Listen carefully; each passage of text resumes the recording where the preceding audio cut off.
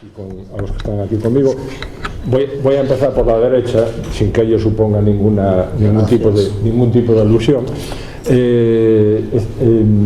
Está a mi derecha Iñaki Díaz Valerdi, que es, bueno, a una dos actividades que muchas veces pues están separadas, que es la de conservador y la de profesor docente de Historia del Arte, y como tal ha ejercido y ejerce tanto como investigador como también formando parte de consejos editoriales y como editor de diversos trabajos y monografías.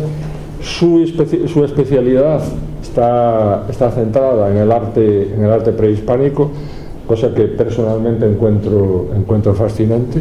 Es una de mis áreas preferidas dentro de los estudios de la llamada antigüedad, aunque no son, como sabemos, prehispánicos, no son en términos estrictamente absolutos de una enorme antigüedad en muchos casos, ¿no? Entonces, bueno, tenemos por tanto la perspectiva aquí del historiador del arte y del conservador. A mi izquierda inmediatamente está Manuel Gago Mariño. Aquí tenemos un representante básicamente de dos cosas, de los medios por un lado y de los medios que están centrados en la difusión de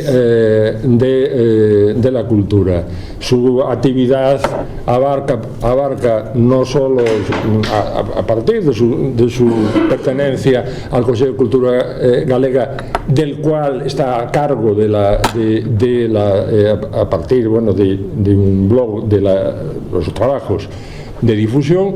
Ha actuado asimismo como organizador, comisario de diversas exposiciones. Por lo tanto, aquí tenemos la aportación en esta mesa de una persona que tiene mucho que ver y mucho que decir, entiendo, sobre la perspectiva no directa y estrictamente académica, sino preocupada por la difusión, por la recepción, por la visión o la comprensión del patrimonio estudiado y a veces generado por los historiadores del arte, por los arqueólogos. Y en iba a decir la extrema izquierda, pero todavía no, centro izquierda, tengo a la profesora Margarita Fernández Mier. Ella es catedrática de Historia Medieval.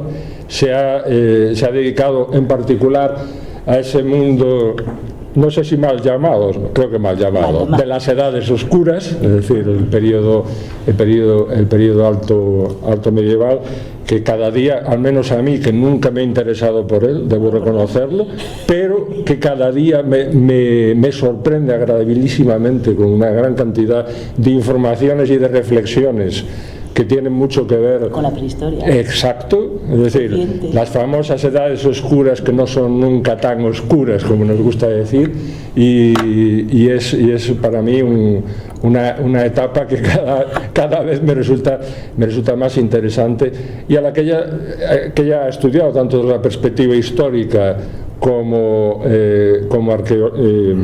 arqueológica, y además bastante orientada, si no me falla la memoria, a la historia, en particular a la historia rural.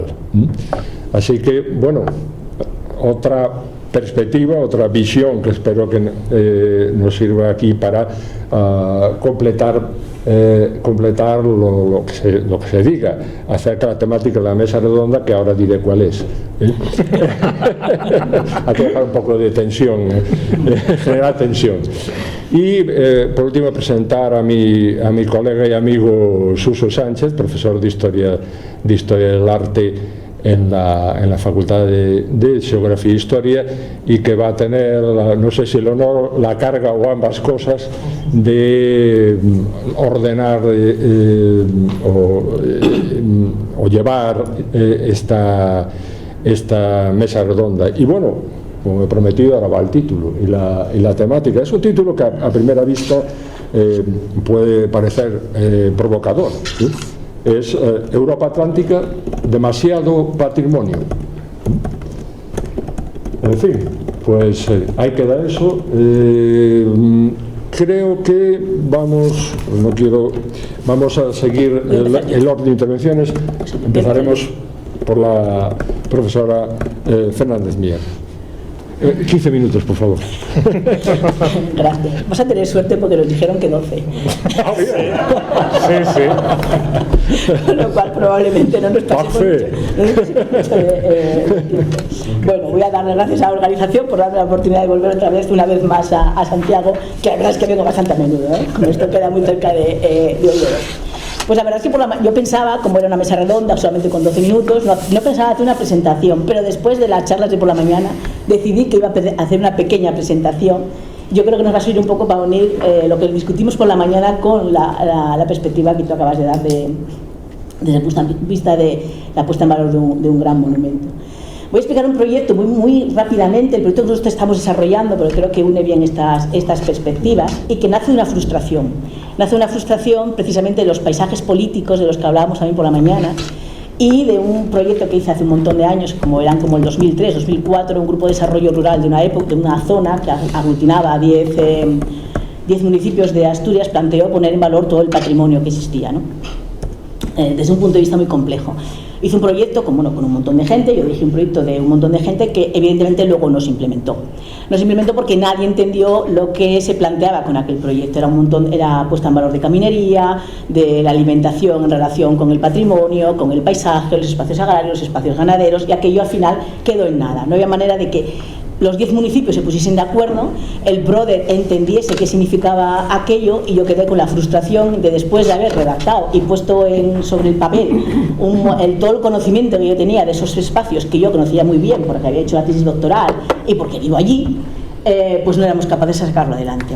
Entonces, del convencimiento de que esos grandes proyectos desde arriba no salían, lo que hicimos fue primero salió una tesis doctoral de un alumno mío que se llama Pablo Alonso, que tiene una tesis que habla del antipatrimonio, que también permite discutir muchos estos conceptos, y surgió el proyecto que nosotros tenemos en marcha. Como no había hecho la presentación, le mandé a uno de mis alumnos que me hiciese la presentación y me puso de primera diapositiva la que yo siempre pongo la última, lo cual también es un poco la perspectiva que ellos tienen, ¿no? Que es una mascarada que recuperamos en el pueblo donde hacemos la excavación arqueológica. Hicimos el trabajo de campo, había un vecino que nos contaba la última vez que se había hecho la pedida del aguinaldo, y en el marco de la excavación los chavales del pueblo y mis alumnos pues hicimos la petición es un pueblo de 20 habitantes en la montaña asturiana. Eso hay que entenderlo también un poco. Bueno, pues un poco luego veremos un poco esa visión que nosotros tenemos del patrimonio, cómo llegamos. Y luego un apunte así como teniendo en cuenta la cantidad de lenguas de por la mañana, os he dejado el PowerPoint en asturiano. Aunque yo vaya a hablar en castellano, bueno, pues ya dejé la presentación en asturiano. Bueno, vamos a pasar un poco esas nuevas narrativas que yo creo que se pueden generar con la rueda, vale. Bueno, lo que hay detrás es un proyecto de investigación financiado por el Ministerio, como tú también decías, y es un proyecto de investigación coordinado, que se dedica a la Alta Edad Media, en realidad.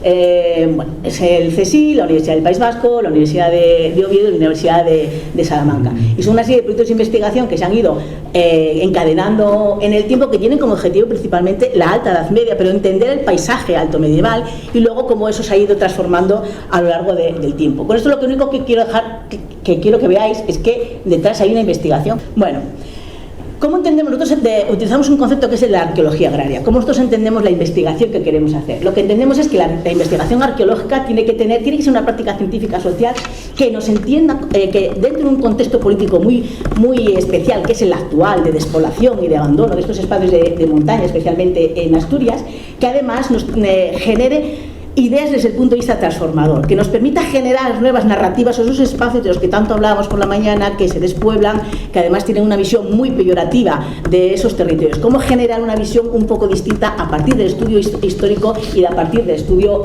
arqueológico. Por lo tanto, el objetivo es tener nuevos discursos, pero también desarrollar formas de gestión patrimonial distintas, que sean innovadoras, que vayan un poco más allá, por lo menos en estos espacios que no tenemos estos yacimientos tan monumentales, que los hay, pero bueno, no de esta monumentalidad, cómo generar una práctica patrimonial que sea un poco alternativa y que esté muy enraizada en los espacios locales y en los espacios de carácter regional.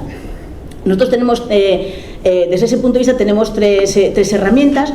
Uno de mis alumnos que trabaja en el Valle de al lado desarrolló un ecomuseo, que es el Ecomuseo La Ponte, que surge de una asociación rural, ponen en marcha el ecomuseo, no tiene ninguna relación con la administración, pero el objetivo que tienen es gestionar el patrimonio, bien sea el patrimonio arquitectónico, bien sea el patrimonio paisajístico, desde esta asociación. Nosotros lo que hicimos en el marco de la investigación fue poner en marcha unos talleres arqueológicos que hacemos al final o al principio de la excavación, en el que lo que intentamos es que toda la comunidad del pueblo y del municipio participe en esos talleres arqueológicos, y lo que hacemos es que poner en la misma balanza el conocimiento local y el conocimiento científico. Tan importante es la información que nosotros generamos desde el punto de vista histórico y desde el punto de vista arqueológico como la información que estas comunidades tienen de su paisaje, de su territorio, de las formas de construcción, de las formas agrícolas, de la práctica ganadera. Eso es una manera de engancharles, porque el año que no hay talleres se quejan, porque ya lo consideran algo que tiene que ver con... Es una manera de revalorizar el conocimiento que tienen ellos y de ligarlo con el conocimiento científico. Esta idea de que la universidad está muy lejos y no llega nunca al territorio, pues nosotros lo que hacemos es llevar el territorio justamente a la universidad al territorio. Y tenemos otro proyecto que es el que probablemente nos está dando más alegrías, que lo desarrollamos con el colegio. Claro, cuando hacemos la excavación, como es por el verano, los críos no están en clase, pero al final conseguimos desarrollar un proyecto que financia FECIT, que nosotros nos integramos dentro del proyecto del colegio. El cole trabaja por proyectos, entonces cada año se desarrolla un proyecto y nosotros hacemos un montón de talleres relacionados con la práctica del cole. Hasta ahora hicimos 3 temáticas. La primera fue el monasterio de Belmonte. Veréis, la investigación surge un poco en torno a la información medieval que hay de la aldea que estamos nosotros investigando, y el monasterio, bueno, se conservan restos. La verdad es que la mayor parte de ellos desperdigados por el pueblo. Después de la desamortización prácticamente desapareció el edificio, y lo que hicimos fue, bueno, pues crear un proyecto con el cole en relación con la investigación. El segundo fue sobre el agua y el tercero creo que fue sobre la tradición oral. O sea, cada año hacemos un proyecto distinto y nosotros nos integramos dentro del cole. Es verdad que a veces por la mañana no sé si voy al colegio a Belmonte o voy a dar clase a la universidad. A veces se puede crear también un poco de problemas. Pero bueno, es una manera de intentar implicar a las comunidades en toda esta... creo que ya funciona esto. En todos estos proyectos. Bueno, ahora que consigo que pase... Bueno, si te lo paso. ¿Cuál es la metodología de la investigación que nosotros desarrollamos? No os la voy a explicar, pero tenemos ahí un poco, bueno, pues partimos de la documentación escrita, tenemos ¿por qué escogí esta zona?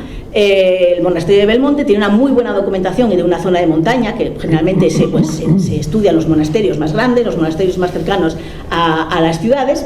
En este caso, una zona de montaña, a mí siempre me gustó mucho el monte, bueno, pues tiré al monte, y a partir de una documentación que describía muy bien el mundo agrario, yo vengo de la historia rural medieval, pues escogimos un lugar muy concreto, que era la aldea de Vigaña, que fue la que luego hicimos toda la investigación de carácter microespacial.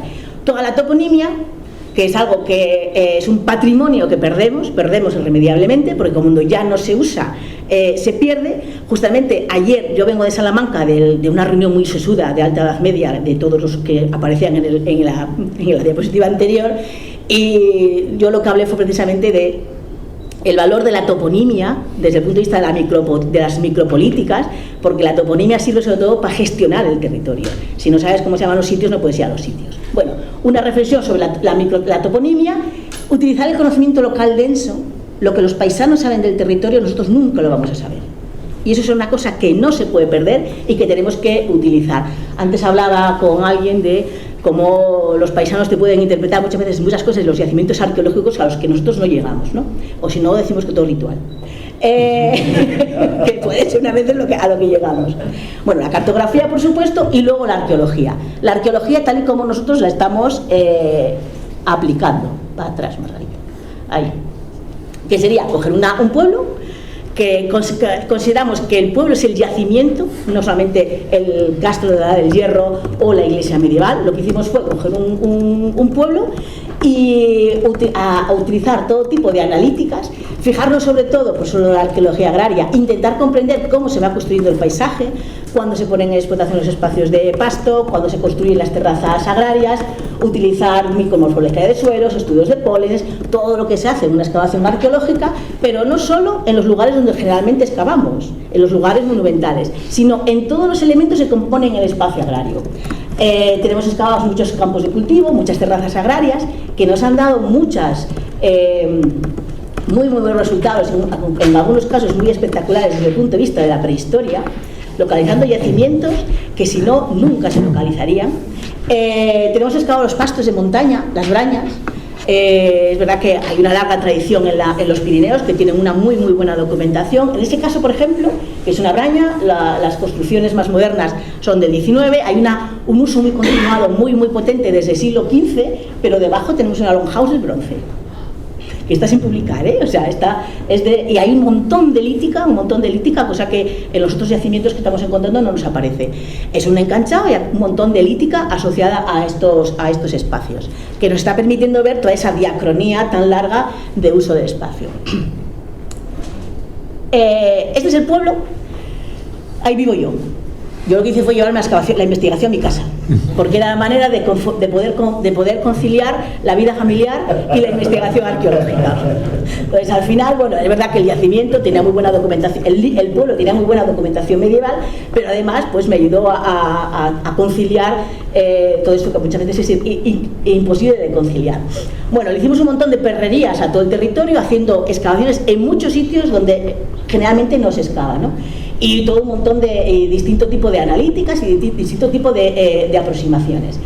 El resultado son estas dataciones que tenemos aquí, que empiezan hace 6.000 años. Lo más antiguo que tenemos fechado es precisamente hace 6.000 años, que es en el Neolítico, y además es un yacimiento a cielo abierto con una serie de hogares que están muy bien, no se ve ahí porque bueno, no puse todo, que están muy bien fechados.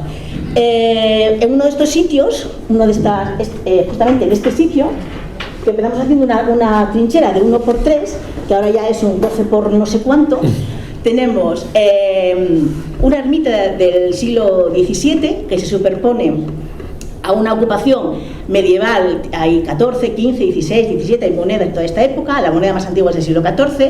Eso se está superponiendo a una necrópolis, que es esta, que está aquí en dibujo, que es una necrópolis del siglo X-XI, y la necrópolis del X-XI está encima de un yacimiento del bronce. Se documenta muy bien el bronce final, que es este, que está aquí, con esta pequeña estructura, con este horno que aparece aquí, que se parece muchísimo a la planta de las saunas castreñas de después, y que es el bronce final, asociado a un montón de cerámica y a unas estructuras aterrazadas en el entorno, que se está superponiendo. El bronce antiguo se superpone al bronce medio, el bronce medio al bronce antiguo y el bronce antiguo al calcolítico.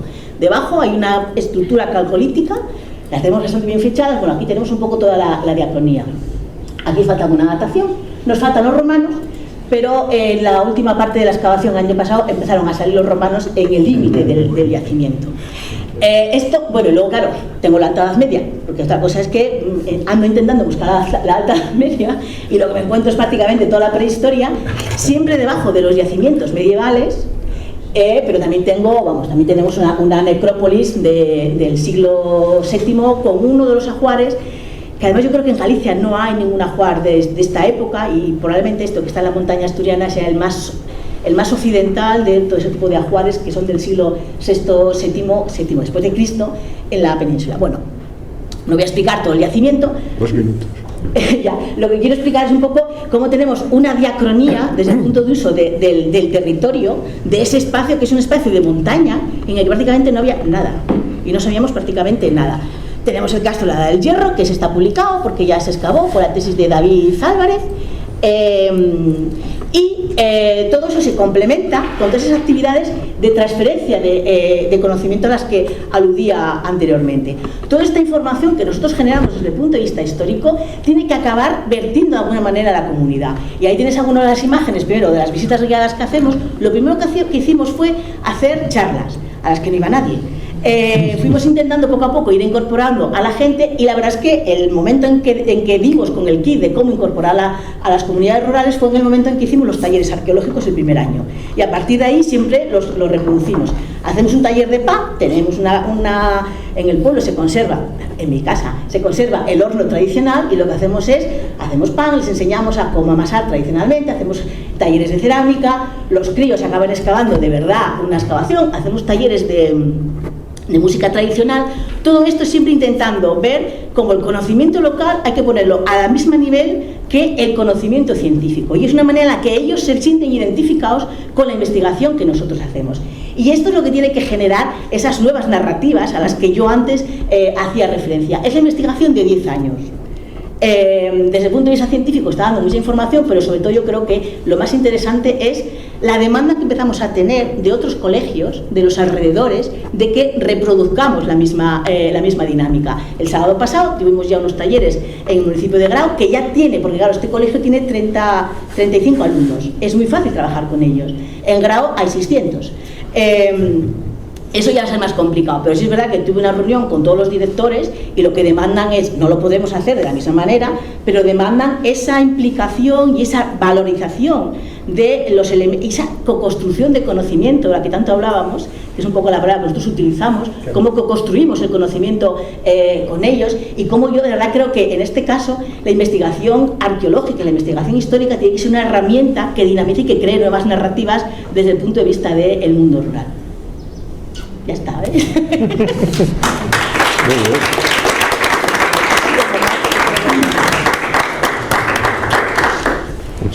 Muchísimas gracias. Por favor. Gracias Ramón. Tengo que agradecer la invitación a venir aquí, pero... Yo no he sido. Espera, pero te tengo que agradecer una cosa, aunque suene humorístico, no es humorístico, lo digo de todo corazón. Yo quiero que me invitéis más veces y quiero que me presente a Ramón. ¿Y eso? Porque me ha hecho sentirme muy joven. Dice que soy conservador. Yo fui conservador, me conservo bien, pero solo a mí mismo, por allí, por el siglo pasado. El prehispánico es un pecado de juventud, no lo practico desde hace mucho. Yo me dedico a los museos ahora, a teorizar sobre los museos, pero es bonito, ¿no? Hace poco me perdí la tarjeta universitaria y fui a que me hicieran una nueva, y me dijeron, tráenos una foto, y dije, no, voy a utilizar la vieja, que tengo pelo todavía. Pues aquí me he sentido un poco así, he dicho, mira, qué bien. Bien. Ha sido sin querer. Pues ha sido un placer. Has mencionado, Ramón, que el título, este título de esta mesa redonda podría ser provocador, ¿no? O sea, demasiado patrimonio. Yo cuando se me comunicó esto, inmediatamente vi más perplejidad en mí mismo que certezas. Y a reloj seguido me acordé de un museólogo, Kenneth Hudson, que hace mucho escribió un artículo que se titulaba El museo innecesario, y donde planteaba eso, si el patrimonio, si los museos son realmente necesarios, o cuántos de ellos son necesarios y cuántos de ellos podríamos desprendernos de los mismos y que no pasara nada.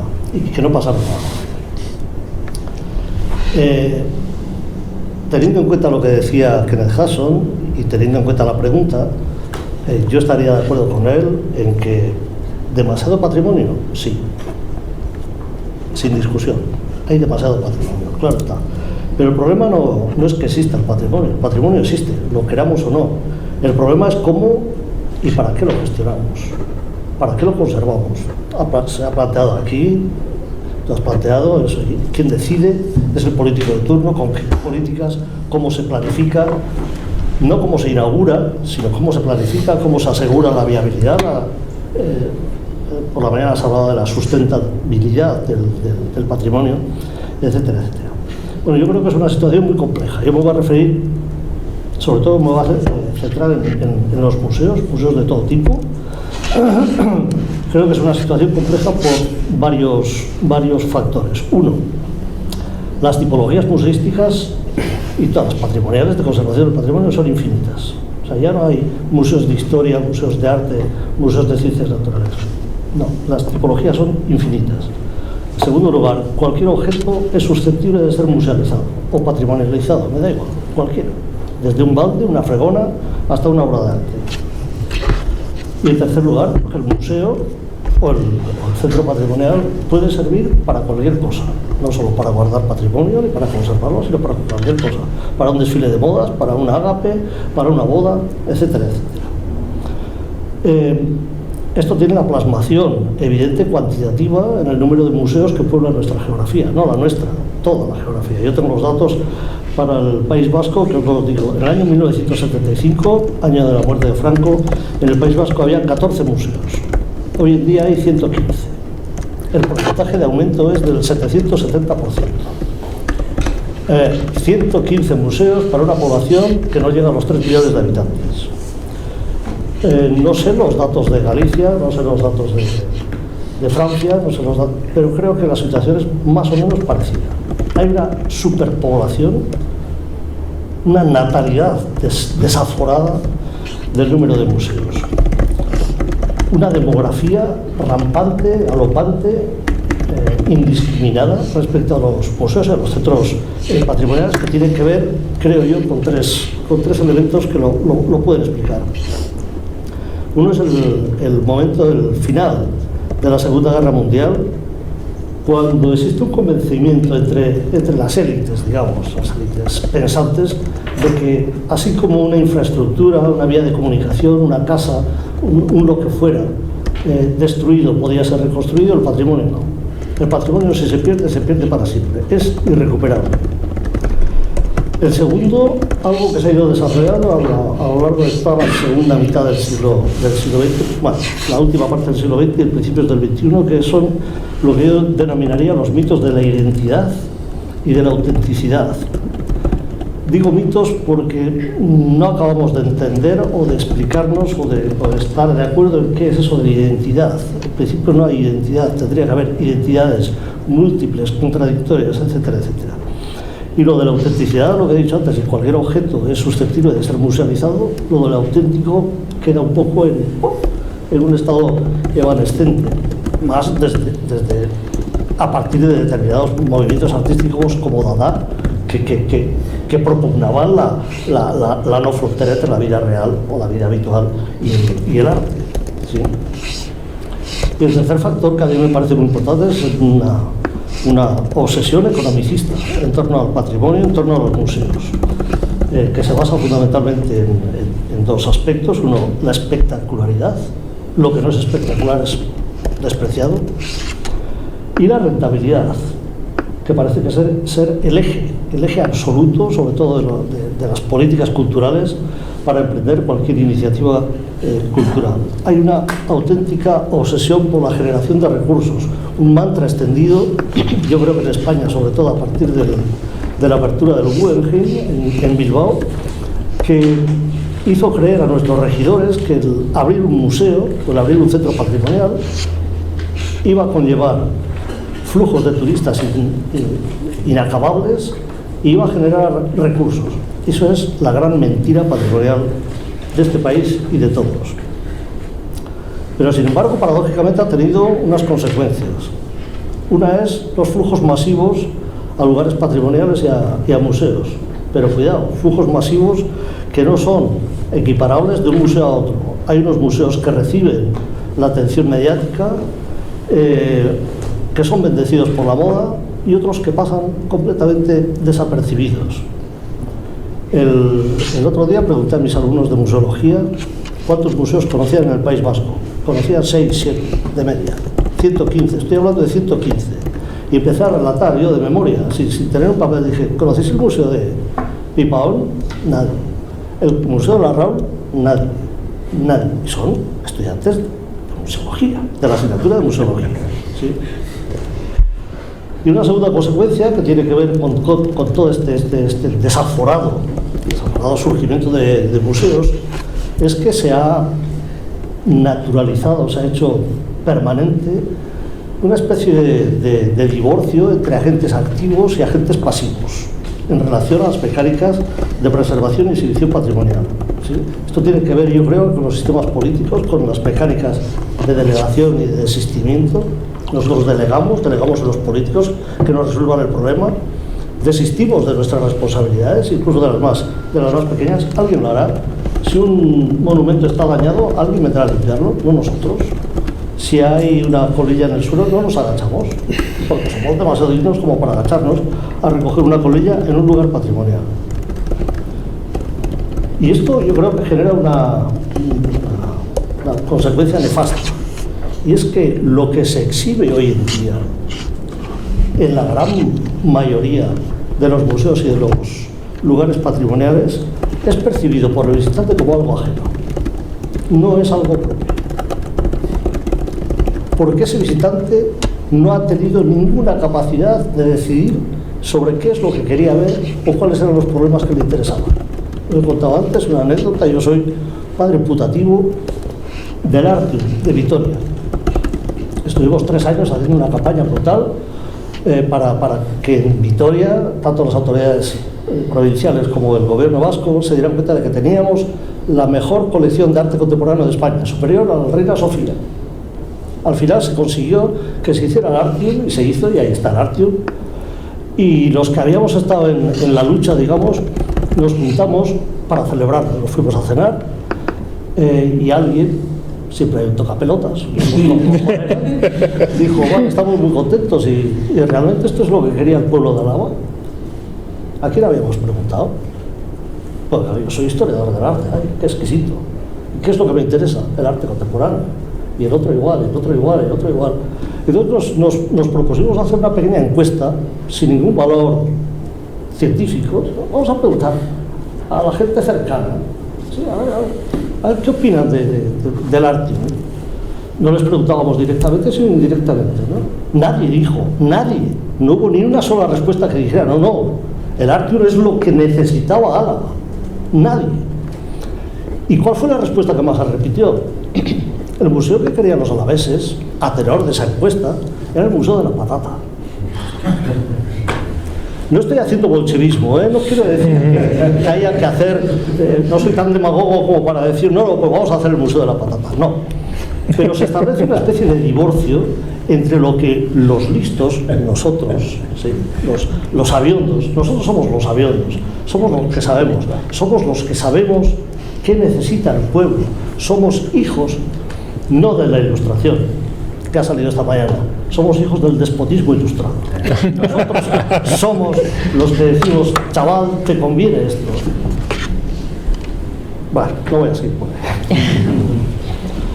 Y en tercer lugar, creo que hay también una última nefasta consecuencia, y es que en los lugares patrimoniales y en los museos falta un componente esencial que no nos falta en la vida de todos, que es el componente emotivo. No hay emoción. Todo lo transmitimos de manera científica, cronológica.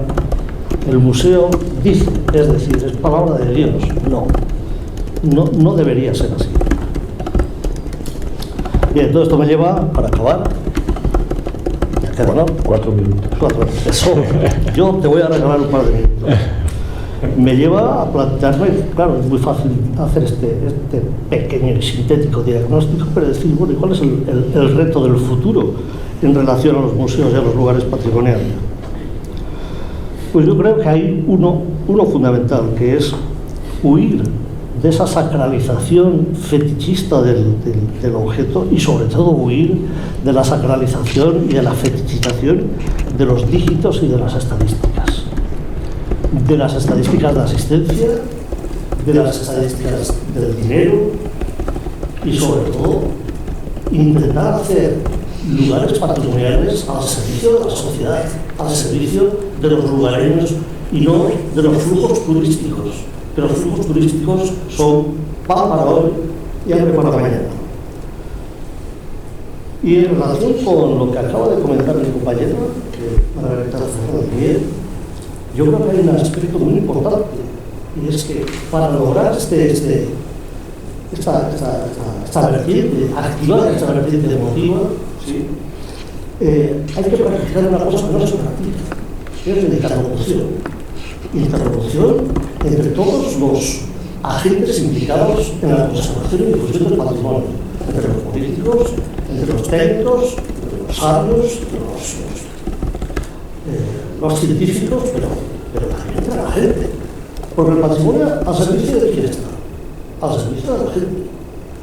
Pongamos a la gente en el centro de nuestras preocupaciones patrimoniales.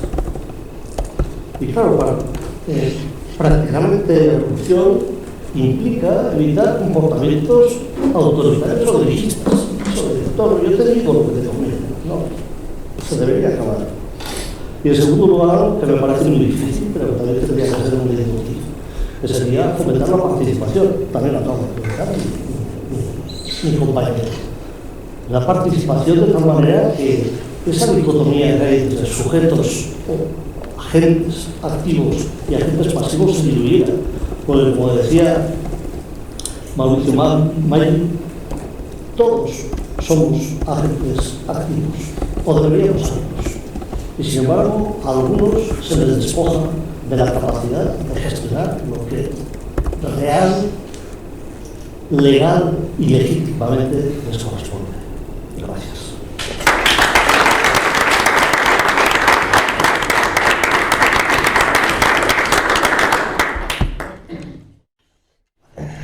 Bueno, pois, en primeiro lugar, sí. Moitísimas grazas por convidarme a esta xornada inaugural do CISPAC, sobre todo tamén por ter este título tan provocador que nos carga moitas pilas e que nos permite a veces, pois, o mellor falar de cousas que non falamos habitualmente, non dun xeito habitual. Entón eu quería facer basicamente a miña perspectiva, como ben comentou o profesor Fábregas. Bueno, pois vou intentar dar unha perspectiva un pouco máis desde o mundo da comunicación, do activismo cultural e un pouco dos proxectos un pouco de base do patrimonio a partir de algunhas ideas. O primeiro que quería chamar a atención, puxenlle de título a esta intervención que sabe o patrimonio de nós, que nós non sabemos. É un pouco unha versión dunha fórmula que utiliza un crítico alemán, Rudiger Suchland, que fixo dúas documentais absolutamente excelentes alrededor do cine da República de Weimar, do cine do nazismo. Analizaba un pouco cales eran os discursos que estaban por detrás do cine da República de Weimar e despois posteriormente xa a partir de, digamos, no que o partido nazi conseguía a hegemonía en Alemania, de alguma forma que estaban contando xa sobre a propia Alemania, que ao mellor os propios alemanes nese momento non eran demasiado conscientes. Entón, creo que co patrimonio cultural sucede unha cousa, bueno, recomendo os moitísimo, é dicir, se poden delos, pero creo que o patrimonio cultural valenos unha cousa para algo parecido. É dicir, o patrimonio cultural nunha sociedade como a nosa está tan incardinado, aínda que a veces non somos tan conscientes, digamos, no noso na nosa sociedade, que a veces é un marcador absolutamente espléndido para incluso ver cousas que non son demasiado evidentes, non? E todos, desde o punto de vista das ciencias sociais, nos dedicamos un pouco a iso, pero o patrimonio nos pode dar vistas moi interesantes. Eu hai uns anos escribí con arqueólogo Susallán un pequeno libriño, unha soflama, que se chamaba Herdeiros pola Forza, no que basicamente planteábamos unha cuestión que non era baladí, é dicir, que facemos que o noso pasado, non? Somos, é dicir, o noso pasado un legado, temos unha obriga moral con el. Boa parte dos relatos e das narrativas que temos alrededor do noso pasado sempre o tratamos a partir dunha obriga moral. Lle debemos algo, non sabemos, pero ao mesmo tempo non sabemos que facer con el. Puño un pouco o caso de algo que sucede hoxe en día moito na sociedade galega, que pode haber unha persoa moi leurista que ten 3 vivendas. Isto nunha perspectiva urbana, un pouco, cando ves os relatos da prensa de Madrid, son un pouco como extraño, pero aquí é unha cousa como moi normal. É dicir, pode haber un milourista que teña en este momento un marrón tremendo de ter que aguantar 3 casas e non saben moi ben que facer con elas, que lle supoñen un coste, pero ao mesmo tempo custalle moito desprenderse delas, porque son o patrimonio moral da súa casa, da súa familia, ou a veces son difíciles de vender tamén, pero moitas veces non, é moi complicado. Entón, de alguma forma utilizamos un pouco esa analoxía do dereito, que é o herdeiro forzoso, o herdeiro que non lle queda máis remedio que herdar, como unha forma de falar un pouco de moitas das problemáticas que tiña a sociedade actual ou contemporánea en relación ao seu pasado, que non sabes moi ben que facer con el, non? E sobre todo tamén, se é noso, quen decide sobre el, un pouco que se comentou aquí, se é noso, quen toma as decisións alrededor del e cal debe ser o seu sentido, porque é noso. É dicir, que uso se lle ten que dar como cualquier outra propiedade que temos, non? Que facemos con el? O vendemos de alguna forma, facemos unha casa, o poñemos bonito, preferimos non mirar para el, e deixamos a ver que ao mellor chega un momento que debaixo hai petróleo e resulta que non o sabíamos e queda aí, como pasa moitas veces. Entón, falábamos desa idea, non? De por que somos herdeiros dele, non? E vou poñer un caso. Que pasa? Que a sociedade galega está cambiando moito. E iso vese absolutamente cando un traballa un pouco cas narrativas do patrimonio co que vas con proxectos de posta en valor de patrimonio cultural. E para min un dos casos máis fascinantes e interesantes é o que pasa coa figura tradicional do folclore galego que está asociado aos xacementos arqueolóxicos, que son os mouros. Os mouros. Entón, aquí hai algo absolutamente fascinante que ten que ver ca transformación da nosa sociedade. É dicir, os mouros, como ben analizou no seu momento Marllinares, son é dicir, a xente que vivía nun castro, a xente que vivía nunha mámoa, o que estaba por ali, non eran as persoas que vivían nas aldeas, eran pagáns, vivían abaixo, te vivías arriba, eran xente de outro mundo, de outra sociedade. Non eran, digamos, a xente non se consideraba descendente deles. Podía ter unha relación con eles, podía construir unha capela neles, todo ese proceso moi complexo, pero non se consideraban descendentes desas poboacións. Entón, hoxe en día sucede algo fascinante. Cando ti falas coas xeracións novas que viven nas aldeas, cos nenos e cos rapaces, os mouros xa non son os outros. Os mouros son os devanceiros, son os ancestros. E ese cambio é calquera cousa menos menor. Ese cambio está falando intrínsecamente, ontolóxicamente, está falando ontolóxicamente da nosa relación co patrimonio. Algo deixa de ser un espacio de memoria, pero dunha memoria de alguén no que ti non te recoñeces, que era xente que vivía nese castro que eran mouros, eran uns tíos peligrosos, complicados, ou as mouras, que son moi complicadas, é alguén no que ti non te recoñeces, e pasa a ser o lugar que da xente que está de alguna forma vinculada a ti no pasado, a espacio de todos os ancestros. Entonces, é un cambio absolutamente radical e que ten que ver, como ben sabedes, con moitísimos factores, non? É dicir, ten que ver con unha transformación que ven dada porque nos formamos xa nun espacio que vai máis ao lado familiar e do comunitario e do local, e que ten que ver con outras institucións de formación e con outro mundo. Eu, parafraseando un poquinho o poeta, eu creo que hai un factor, cando analizamos a evolución das políticas de protección do patrimonio, de posta en valor de patrimonio en Galicia, eu gusta falar moito de que o patrimonio é infancia. O patrimonio son cousas que sucederon na nosa infancia. Nos anos 80, entre os anos 80 e 90, e despois continuou, e de alguna forma ainda continúa, pero foi nese momento cando houve un absoluto furor nos primeiros anos da democracia en rehabilitar dous tipos de bens. Primeiro foron os muiños. Todo o mundo rehabilitaba os muiños, había un fervor polos muiños. E pouco despois, pero un pouquiño despois, e ten que ver con eses 60 anos e esa infancia, comenzaron a rehabilitar os lavadeiros.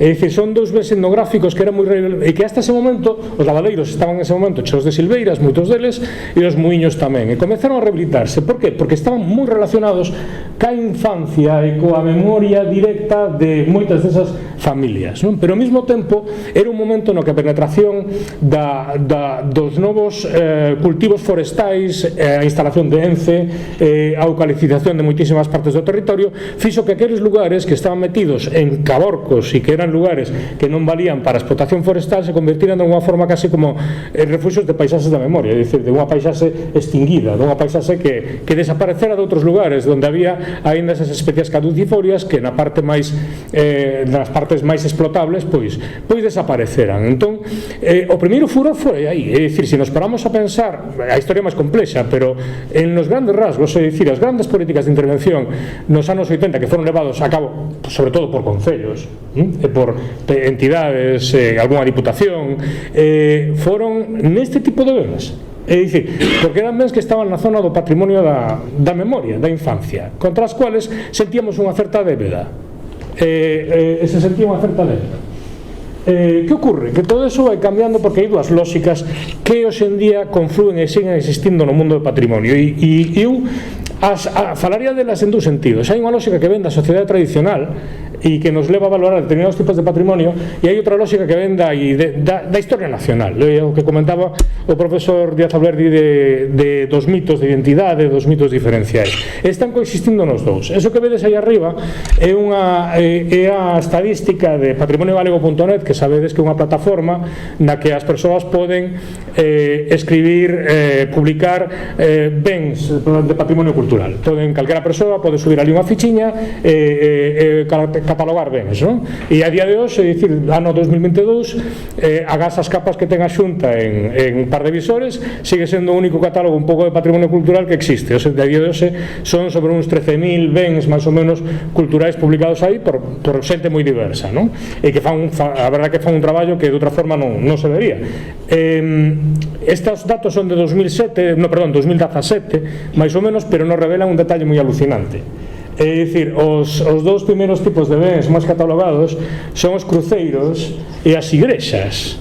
É dicir, a veces pensaríamos que o patrimonio son outras cousas, pero os cruceiros e as igrexas son os que siguen máis vinculados a esa primeira identidade, a esa primeira lógica do patrimonio, non? Do que é importante e do que é patrimonio. É moi interesante porque os cruceiros, sobre todo, non están especialmente tratados hoxe en día desde o punto de vista de investigación académica, non moito máis do normal, donde siguen tendo unha vida enorme en o mundo do erudito local. É dicir, no que hai unha auténtica paixón polos cruceiros, por identificalos e catalogalos, que é un mundo que está moito máis próximo, de alguma forma, esa lógica da sociedade tradicional. Pero ao mesmo tempo vedes que hai dous elementos que a xente ten diante das súas casas, os cruceiros, as igrexas, no centro das súas parroquias, monumentalizados nese espazo, e ao mesmo tempo hai dous tipos de bens que teñen que ver con ese mundo da historia nacional, da historia de identidade, que son mesmo remotos, que son os castros e que son os petróglifos.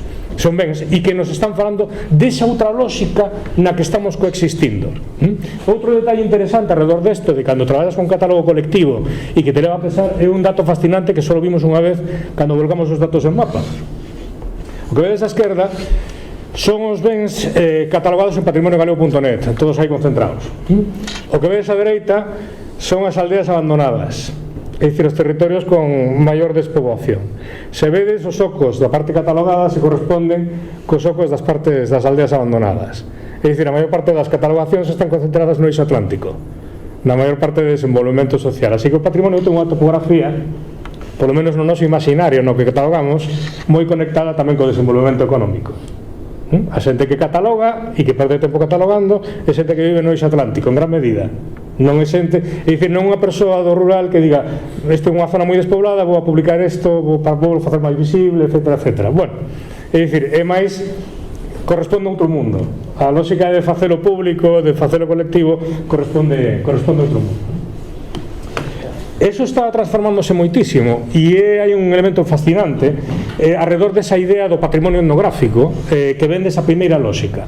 Se ustedes collen a Gran Enciclopedia Galega, é alucinante porque abran por onde queiran a Gran Enciclopedia Galega, que ten moitísimas fotografías, van a topar un hórreo sempre, un hórreo ou un cruceiro. E non só iso, xa perfectamente en consonancia con toda a produción turística, de folletos turísticos, de postres, de materiais da Galicia que se estaba conformando o inicio da autonomía, finais dos 70, principios dos 80, no que a principal elemento patrimonial de construcción identitaria é todos estes cruceiros, hórreos, bueno, e a partir de aí igrexas, non? Tamén un pouco así, nese primeiro momento, non? Se agora collen boa parte da publicidade autonómica, pero tamén todas estas guías turísticas, o patrimonio desapareceu. O que hai son fotos de praias bonitas con acantilados. Hai que dicir unha cousa, non é só aquí. Se vostedes collen, fan o mesmo en Gales, na Bretaña ou Irlanda, é exactamente igual. As guías dos anos 80 representan elementos do patrimonio, a veces máis etnográficos, a veces máis de patrimonio de élites, pero e todas evolucionaron cada mesmo lugar. A desaparición desa presenza simbólica do patrimonio como elemento identificativo étnico ou nacional ou como sexa, a este outro lugar da natureza, non? A este territorio. En toda a Europa Atlántica é unha cousa moi similar. Hoxe en día,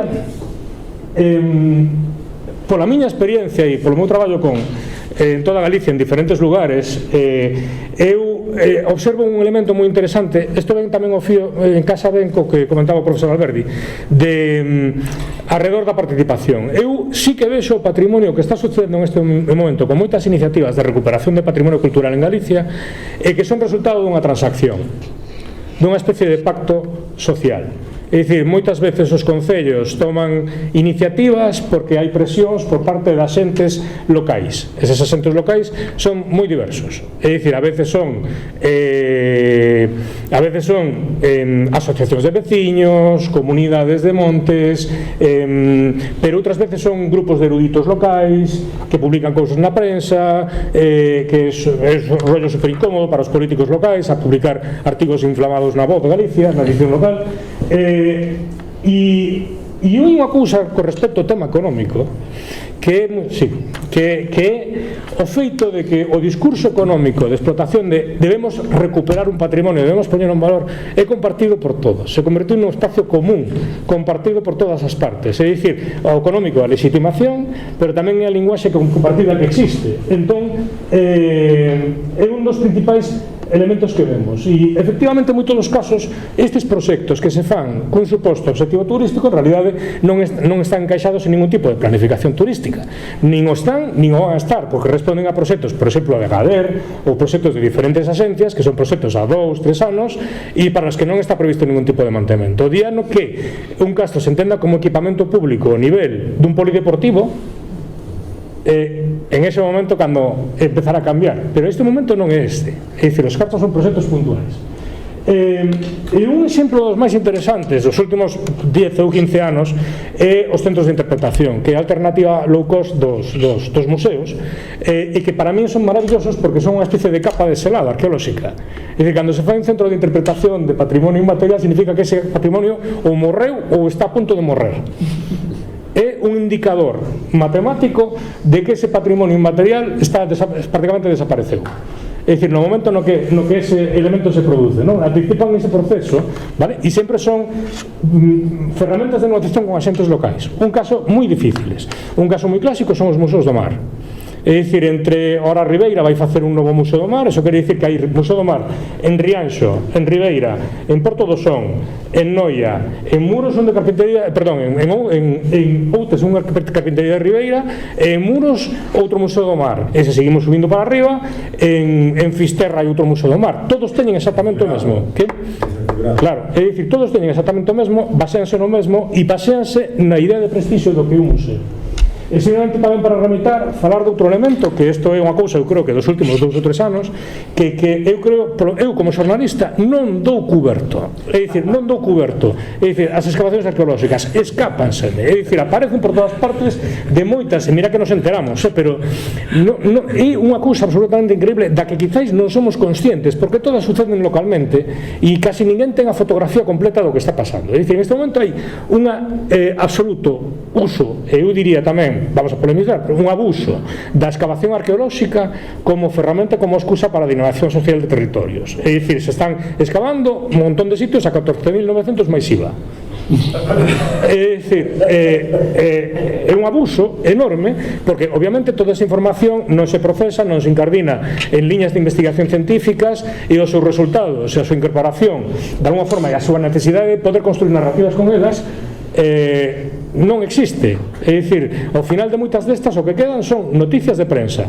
Despois podes ir a Patrimonio a pedir un informe, pero non é o mismo, sabedes. E non é o mismo ir a coller un informe a Patrimonio que ler algo nunha revista por pares. Non é, desde logo non é o mesmo. Simplemente por rematar, tranquilo, que representa e que ocurre con todas estas excavacións que se están facendo, que están destruindo parte dos yacementos, se dice, porque excavar é destruir, e que xenera moitas veces unha enorme frustración. Pola miña experiencia, o que moitas veces queren os promotores é un castro de Baroña. E Castro de Baroña hai un. É dicir, no interior de Galicia moitos castros, as cabanas non están, porque están feitas de pallabarro. É dicir, porque non están, non se ven. Entonces buscamos unha iconicidade sin pararnos a estudar e a traballar na capacidade específica que ten cada patrimonio para poder contar a súa historia, non? E non moito máis, simplemente falar de que necesitamos unha linguaxe intermedia que nos permita falar de todo isto e que boa parte do traballo noso, creo que como divulgadores científicos, deberá estar en poder explicar todo isto, que o patrimonio necesita outro tipo de procesos e que incluso a explotación económica, que é perfectamente legítima para uns herdeiros, deben poder explotar o seu traballo, debe ser incardinada de outra maneira. E nada máis, que senón o señor Fábregas, o profesor Fábregas me mata.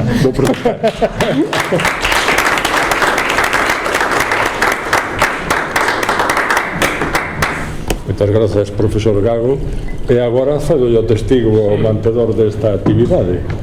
Creo que xa o meu papel como home malo. Te relevo.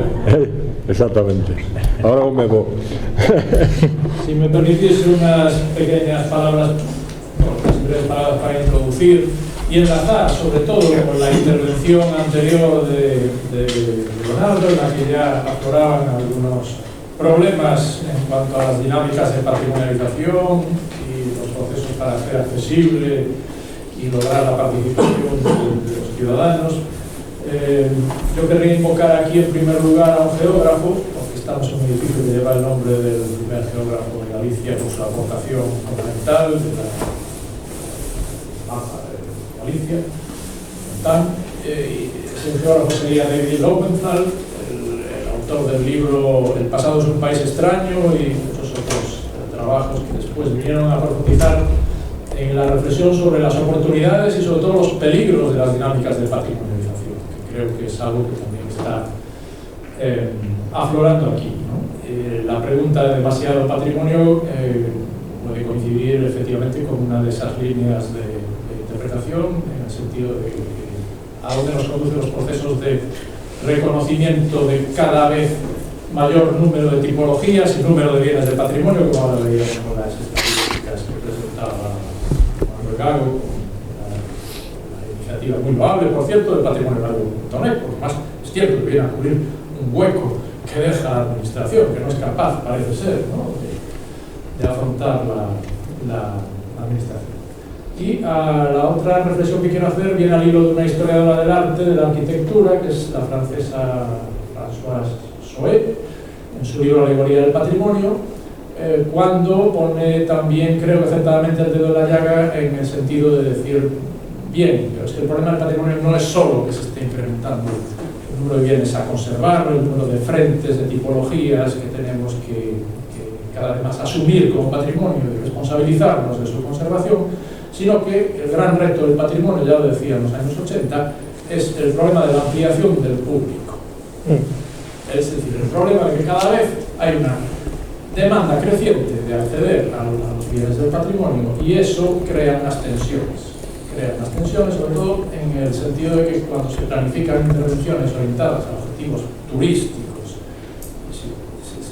podemos poner aquí lo de planificación entre comillas, ¿no?, como decías muy bien, porque habría que ver hasta qué punto hay una planificación de base.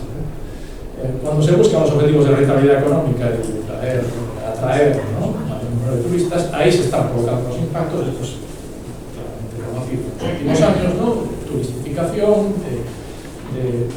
degradación incluso física de los bienes del patrimonio, a los cuales el círculo, digamos, ideal de esa conexión, ¿no?, sostenibilidad, acceso al público, participación, etcétera, pues no funciona. Y para concluir por mi parte, y ya doy paso a las intervenciones, creo que la pregunta que también ha aflorado aquí, ¿el patrimonio es una carga, el patrimonio es una obligación?, ¿no?, es una pregunta pertinente y que tiene que conectarse también con otros marcos que bueno, también están de fondo, aunque no los hayamos abordado explícitamente. Por ejemplo, el marco de la tutela legislativa, que es algo que me preocupa mucho, en el sentido de que aquí en Galicia hemos pasado muy pocos años, también tiene que ver con estas dinámicas expansivas, ¿no? Mira, es un reflejo, ¿no?, de lo que decía Iñaki, de la multiplicación del número de museos en la etapa democrática. Bueno, pues, en Galicia hemos tenido en la etapa democrática dos leyes de patrimonio, una en 1995 y otra en 2016.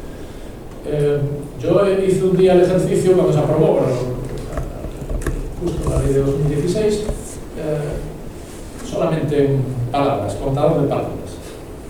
Y la ley de 2016 tiene más del triple de palabras que la de 1995. Y la pregunta que hay que hacerse es, bueno, ha habido reconocimientos de nuevos patrimonios que no abarcaba la ley del 95, sobre todo el patrimonio inmaterial, el industrial, entre otros, pero realmente necesitamos tanta literatura, tanto esfuerzo normativo para tutelar el patrimonio de una comunidad autónoma que tiene 2 millones y pico de habitantes, ¿no? Por decirlo así, aunque tenga toda su complejidad territorial, socioeconómica y demás.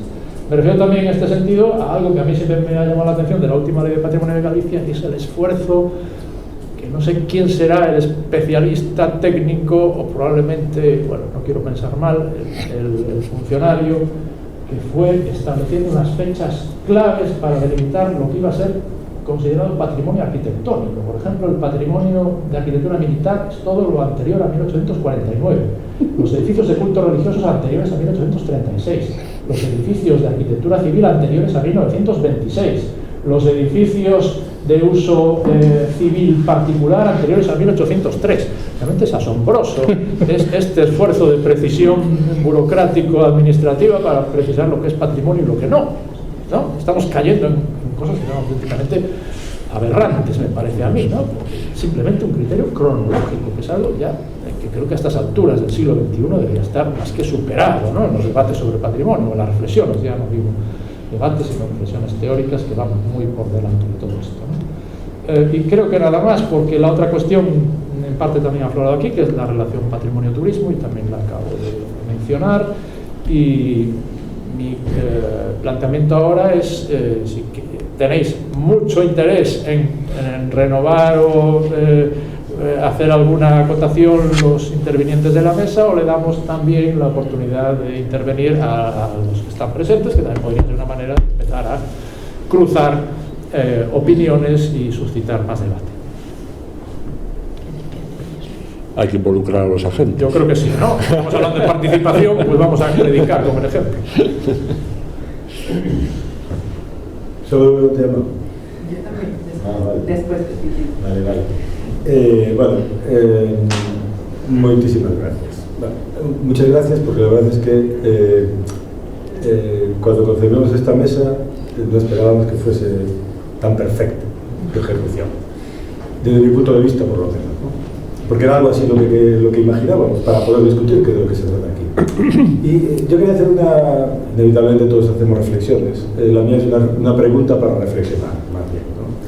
Es decir, ¿no pensáis que deduzco de lo que habéis dicho, y por lo tanto os devuelvo la pregunta de alguna forma, que hay que diferenciar el discurso, la narrativa, la construcción del relato, política y académica, que es una, de la, llamémosle, capacidad culturable, de identidad autodefinida por los sujetos, ¿no? Que lo hacen de otra forma, localmente, ¿no? En ese concepto que no sé cómo se llama. Belmonte, Miranda. Belmonte, vale. Sí lo he dicho. Hablando de la cuestión del patrimonio, yo creo que si distinguimos conceptualmente esos dos elementos que están en tu idea, ¿no? En tu idea de creación, yo creo que están en la de ambos también. Realmente, esto que tú formulabas, que me parece muy interesante, ¿no? Yo, desde que hice la carrera, sigo pensando en esa idea de los moros y los de Banceiro, ¿no? Antes eran moros y ahora son de Banceiro también. Claro, pero eso de alguna forma es un préstamo, tú lo has dicho, es una incorporación ilustrada a las comunidades locales, que lo tenía muy claro. O sea, no era una exclusión, que no eran ellos, eran un país extraño, eran el pasado que desconocían. Le llamaban moros porque es lo más raro que recordaban en la memoria colectiva que había aparecido por aquí. Entonces, todo lo anterior eran moros. Anterior quiero decir más o menos 200 años antes. De su memoria, que es la que pueden calcular nuestros trabajos historiadores, llegan a 150 o 200 años. Consiguen llegar hasta ahí. Más no, pero hasta ahí sí. Por lo tanto, todo lo anterior eran moros, bueno, lo que fuese, o franceses, lo más raro que apareció. Pero digo que, claro, cuando hacemos ese préstamo y ahora voy con algo que decías tú que me parece importantísimo. Cuando hacemos ese préstamo a la cultura popular, nosotros como académicos estamos construyendo, digamos, esa demanda a la que tú te refieres, que al final alguien tiene que pagar. En el país de los 3.000 castros, de los no sé cuántos megalitos, de los no sé cuántos cruceiros, y mis preferidos, que son los retablos barrocos, que hay millones de verdad ya, y sus angelotes correspondientes. Claro, sí, ¿qué hacemos con todo eso? Y claro, ahora voy con lo tuyo, porque efectivamente, cuando has dicho lo de la patata, yo que me dedico a la historia agraria, siempre pongo ese ejemplo. Claro, la patata, ¿qué van a decir en Álava? La estación de semilla de patata. O sea, cuando busco aquí Álava y patata, ya está, ya se sabe el porqué. Efectivamente, porque lo saco del hambre. Pero ¿sabes en qué? O sea, hay algo que viene de Álava, que hemos convertido aquí en patrimonio popular, que alguien lo ha convertido, que no está en esa relación, ¿vale? Y que son los arados a Julia. Si vais a decir churrasquería, arados a Julia. Brabant de doble vertedera con antitren de 2 ruedas. Catálogo de Julia de 1922. Las sembradoras de maíz y de patata. Todo eso, si vais, cogéis el coche y salís camino de Coruña o camino de cualquier sitio, delante de algunos chalés que antes eran casas de labranza, allí están. ¿Vale? ¿Por qué? Porque efectivamente, en su memoria, en un trabajo que hizo alguien que trabaja con nosotros, que lo explica muy bien, en su memoria todo eso es fundamental. Cuando se lo preguntas te explican por qué. Bueno, yo primero se lo pregunté y luego lo vi, ¿no? Porque él le sacó mucho trabajo para arar el monte, hacer la roza, cultivar patata. Entonces, bueno, hay una memoria familiar de que aquello, y luego hay otra memoria que no es nada familiar, sino que es política, y que es muy popular, que yo siempre utilizo también. ¿Dónde está la sede del gobierno vasco? Vitoria. En Ajuria Enea, en la casa que la familia Ajuria hizo con toda esa venta de arados. Bueno, es una visión, es una patrimonialización de la casa de los Ajuria, pero aquí tenemos otra, ¿no? Las dos son importantes, pero una se hace políticamente y la otra ni la vemos. ¿Sabes qué? Se hablaba de lo invisible, ¿no? Yo creo que vosotros habláis también de lo invisible, de lo que hay que buscar, que en el fondo es nuestra misión. Es decir, el Museo del Prado, la colección de curiosidades, tiene 200 años, ¿no? Estamos en otra dimensión y lo que hacemos es multiplicar estos datos, que pasar de 15 a no sé cuántos. Bueno, yo creo que esa es una reflexión precisamente que me parece importante. Pero yo creo que la pregunta finalmente es, ¿no creéis que hay que diferenciar? O sea, que tenemos que buscar en esa lógica de co-creación, ¿cuál es el patrimonio que ellos conservan? Que la gente conserva. O sea, ¿y por qué conservan ese patrimonio? No el nuestro, no solo los castros, los megalitos, bueno, los megalitos también, ¿eh? O sea, está claro que esa continuidad de uso en algunos casos demuestra que hay una voluntad de conservarlo, ¿no? Y yo creo que eso es lo que le da valor para poder seleccionar qué es aquello que tiene sentido conservar. Desde nuestro punto de vista, pues claro, luego está su punto de vista.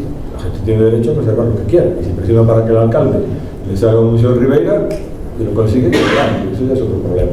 La cuestión es qué opinamos nosotros, sin ser populistas y manteniendo y construyendo una posición respecto a este problema. Perdón por la extensión, pero es que es culpa vuestra que habéis dicho cosas muy interesantes. Pero me ocultamos palabras. Sí. Vale, enseguida a responder. ¿Te quieres identificar para que sí? Sí, soy Yamile Pérez, soy profesora, ayudante doctora en la Universidad de La Coruña. Trabajo en el área didáctica de las ciencias sociales. Entonces, bueno, pues creo que soy la única didacta entre los miembros del CISPAC, ¿no? La única del área. Entonces, bueno, tengo un gran reto un poco para vincular mi investigación con la del resto de investigadores. Y bueno, enhorabuena por las presentaciones, o sea, muy interesantes todas, pero claro, viniendo de donde vengo, pues la intervención de Margarita, pues me suscitó mucho interés, claro. Y bueno, quería preguntarte, Margarita, bueno, me quedó una inquietud porque empezaste tu presentación diciendo que habías participado en un proyecto que al final no se pudo materializar y tal.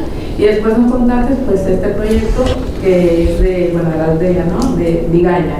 Entonces, bueno, me quedó la curiosidad si fue que tuviste que repensar ese mismo proyecto inicial, y porque hablabas de otra manera, vinculándolo con lo local. Entonces entiendo que lo reestructuraste o es otro diferente, aquel con el que empezaste hablando y luego pues surgió este otro, ¿no? Esto, bueno, me quedó la curiosidad. Y luego desde el punto de vista educativo, el trabajo con los centros, bueno, pues tengo curiosidad por saber, o sea, decías que el colegio, ¿no? Que es un colegio que hay en Vigaña, pues tiene un proyecto a nivel de centro, entiendo, y que ahí fue que se vinculó con la investigación.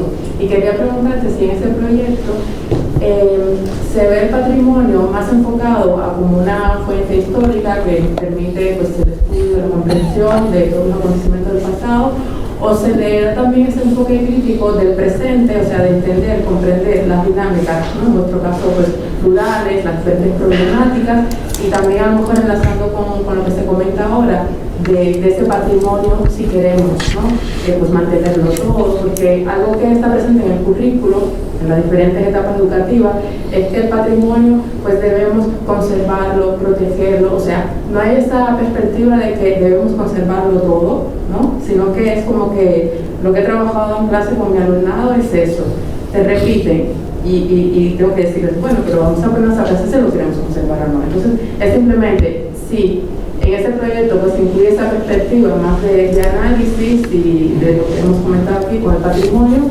Si crees que el profesorado de ese centro está, digamos, capacitado como para llevar esta perspectiva, o sea, en caso de que no la lleven, también me decías que tenéis demandas también de otros ayuntamientos, otros centros, y bueno, si te han comentado algo con esta perspectiva, digamos, más de una educación patrimonial crítica, porque el patrimonio realmente está muy ausente en el currículo, cuando está, pues está como un patrimonio a lo mejor visto más artístico y no con todas las potencialidades que se le pueda dar desde el punto de vista histórico, geográfico o de todas las ciencias sociales.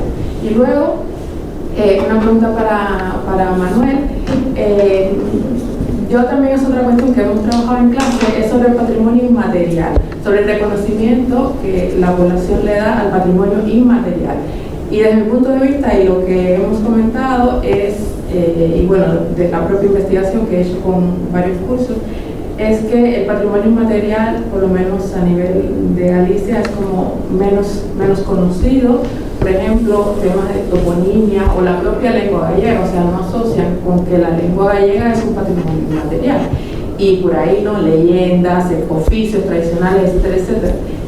Y quería preguntarte si desde tu punto de vista, o sea, ¿qué se debe, ¿no? Esta poca visibilidad que tiene el patrimonio inmaterial en Galicia? Si puede ser por, bueno, porque la población lo considera menos importante que el material, o desde el punto de vista de las instituciones políticas o las asociaciones no se le da ese peso, ¿no? Por ejemplo, la misma lista de los bienes declarados de interés cultural en Galicia, pues tiene una representación muy pequeña de elementos inmateriales.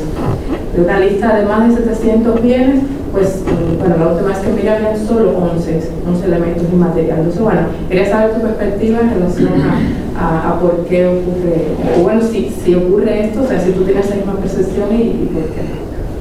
Gracias. Empezamos por las tuyas. La de Tito es más difícil de contestar. Queda ahí. Saludos, Marcelo. Bueno, el proyecto con el cole. Una de las cosas que quizá a lo mejor también, bueno, tenía 15 minutos. Yo estuve 14 años en la Universidad de León, en Historia Medieval, pero no había departamento de didáctica de las ciencias sociales, y quien daba didáctica de la historia era yo. Entonces, 14 años dando didáctica de la historia, que no tenía nada que ver conmigo, y además me cayó el día que saqué la plaza y me dijeron, vas a dar didáctica de la historia, y entonces dices tú, ¿y esto en qué consiste? Y entonces te montas una asignatura desde nada, de ahí luego salió todo esto también, ¿eh? Claro, es que porque al tener que enfrentarme a 100 y pico alumnos de magisterio a los que no sabía qué les tenía que decir el primer año, pues lo que hice, y luego desde luego yo di la asignatura totalmente distinta como la da el resto de la humanidad de didáctica de las ciencias sociales. Entonces lo que me hizo fue repensar mucho esto, y eso a mí me hizo caer en la cuenta de que la mejor manera de enseñarles algo que tenga que ver con patrimonio es desde abajo, desde muy muy abajo, y sería desde el cole. Entonces esa experiencia mía de 14 años influyó mucho en cómo lo planteamos. Luego el proyecto del 2004-2005, que fue una situación muy muy gorda. El planteamiento que luego, yo lo que fui consciente es, políticamente esto de arriba no funciona porque nadie está entendiendo lo que estoy diciendo. Nadie está entendiendo la necesidad de interrelacionar todo, de que los municipios no pueden hacer algo en contra del municipio de al lado, que las sinergias son importantes, y aquello era imposible. De entrada, porque ni siquiera me dejaron explicar el proyecto a los 11 municipios por los problemas internos de la gerente, el no gerente dentro del PRODER y demás, ¿no? O sea, yo nunca llegué a explicar el proyecto. Yo entregué un proyecto, no sé cuántos armarios, porque el proyecto era muy complejo y tenía un montón de obras. O sea, la rehabilitación de un camino, la rehabilitación de una venta en un camino, que eran proyectos arquitectónicos, era un proyecto muy, muy complejo. Fueron 142.000 euros, pagado en proyectos muy distintos, que nadie entendió y que nadie pudo implementar, y que no me dejaron implementar. Entonces, la idea es, esto hay que hacerlo desde abajo de otra manera. Entonces, yo en la cabeza sigo teniendo lo mismo. Lo que pasa es que, bueno, pues hay que hacerlo mucho más pequeño, desde abajo, y controlándolo nosotros, o sea, controlando nosotros cómo ir creando esas sinergias. Entonces, aquello que podía haber funcionado, si hubiese habido un montón si los actores políticos, el capital político del que hablaba por la mañana Cordelia, hubiese funcionado, pero como no funcionaba, bueno, pues hubo que hacerlo. Y la idea mía, el empeño mío era demostrar que eso se puede hacer desde abajo, mucho más pequeño, y con un proyecto de investigación, que genera JCRs, genera a su bola. O sea, los JCRs van por un lado y luego la practicidad en el territorio va por otro. La relación con el cole. También es verdad que en este caso, y muchas veces cada vez que vengo lo decís, yo tengo una implicación con el territorio muy profunda, porque vivo allí.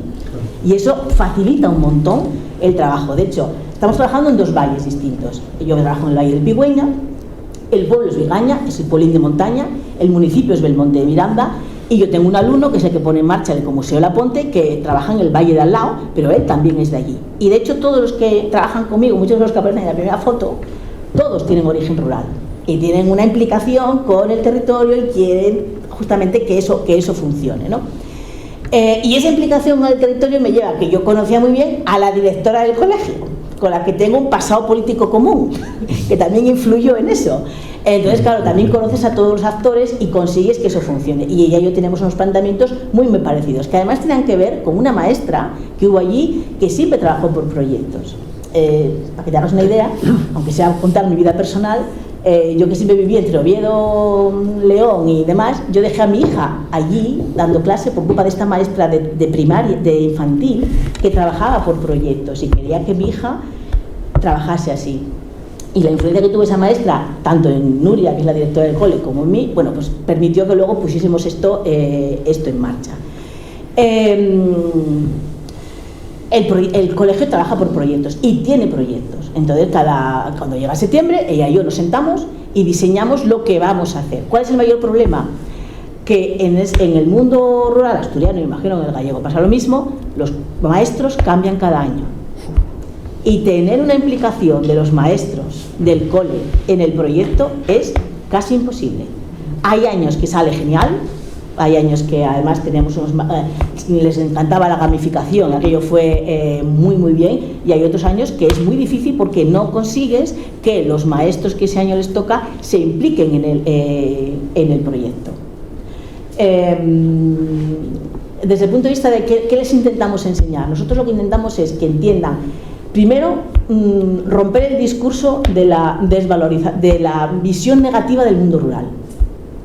Porque eso es algo que, por ejemplo, a mi hija que estuvo allí, yo creo que lo comentaba con alguien, ella siempre me preguntaba cuando era más pequeña, mamá, ¿por qué me dicen que cuando sea mayor lo que tengo que hacer es estudiar y marchar de aquí? Porque progreso es marchar del mundo rural.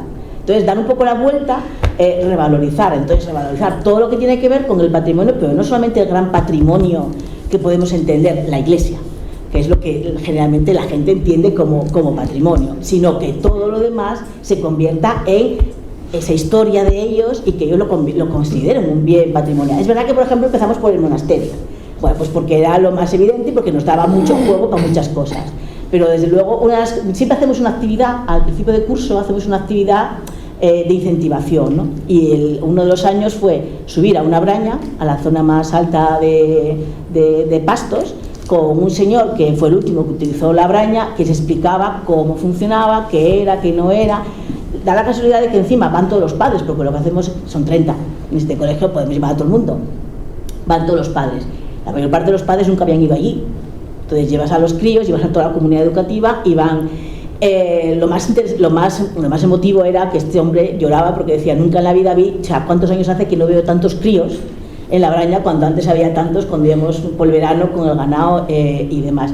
Entonces siempre la idea es que se conozca lo local, que lo conozca y que lo valoren como algo importante, como algo patrimonial, más allá del cruceiro o de la iglesia. No sé si te contesté a todo. Muchas gracias.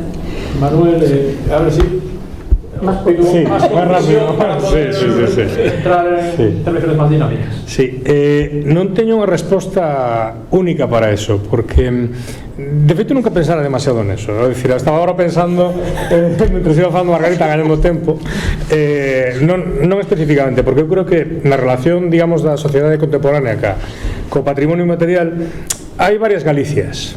Non é o mesmo, digamos, o mundo urbano e determinado tipo de mundo urbano en este momento no que hai varias xeracións que xa nacen ali que o mundo rural e a forma na que se relaciona con el. Igual que non hai un só tipo de patrimonio inmaterial, non é o mesmo tipo a danza ou a música que as lendas ou outro tipo de ou a microtoponimia. Son como realidades como moi diferentes entre sí. Entón, eu o que sospeito que parte da relación e sobre todo no que ten que ver a miña impresión na relación do mundo urbano co patrimonio inmaterial ben marcada por un fenómeno traumático que é a lingua.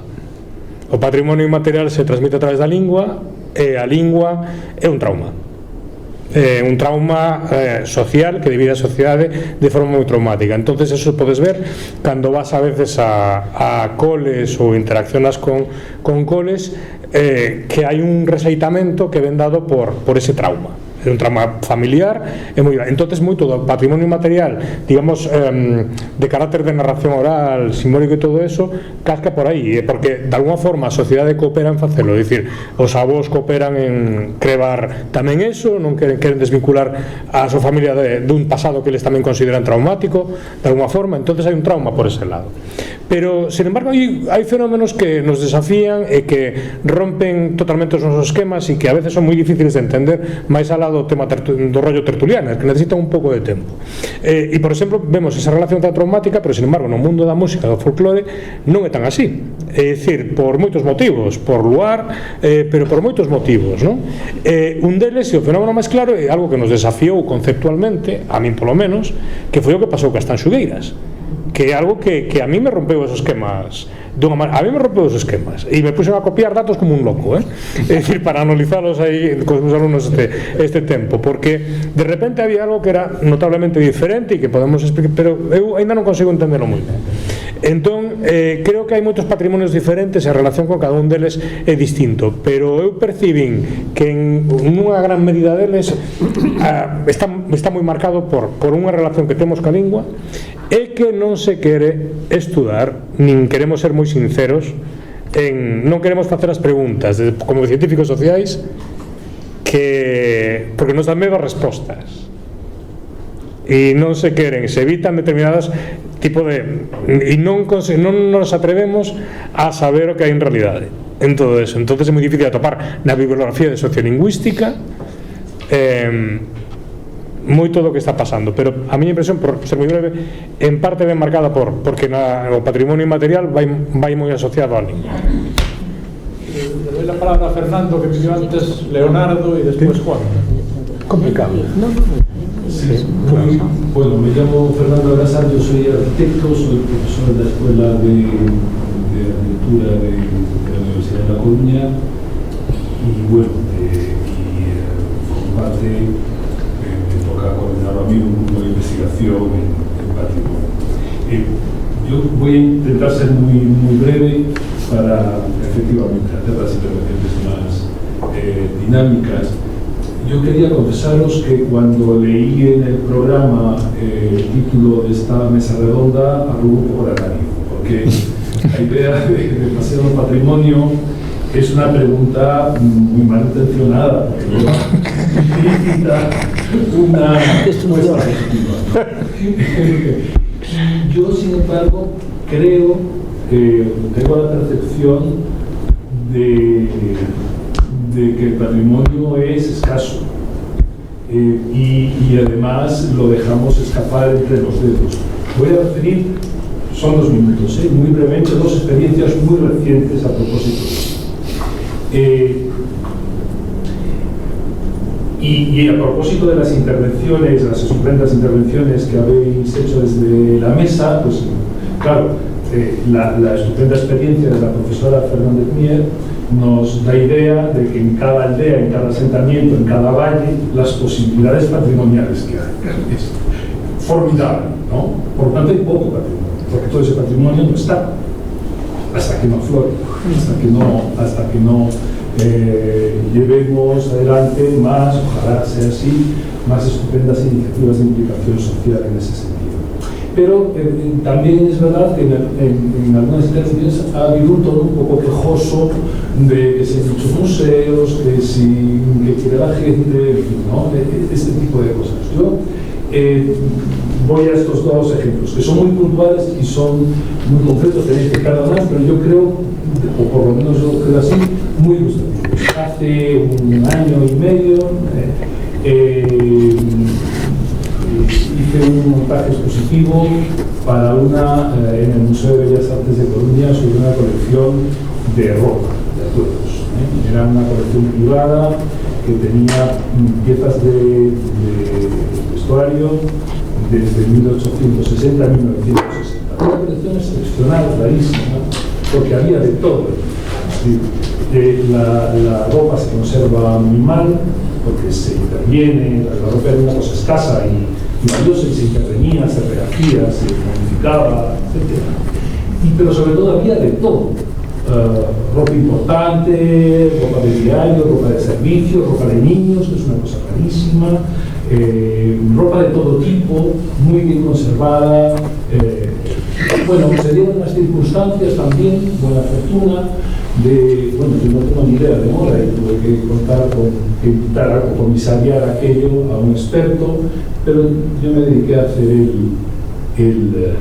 para documentar todo aquello, y yo me dediqué a hacer el montaje expositivo para llevar la exposición a todo el museo. Bueno, la cosa no quedó mal, hay un catálogo por ahí, en fin, si queréis traer la página del Museo de Bellas Artes de Coruña y lo podéis ver, pero después de esa experiencia, la coleccionista, por cierto, una parte importante de esas prendas eran gallegas, una parte, hechas en Galicia, que explica muy bien, o permitía entender históricamente, por lo menos yo lo descubrí ahí, porque aquí hay una industria de la moda contemporánea tan, ¿no?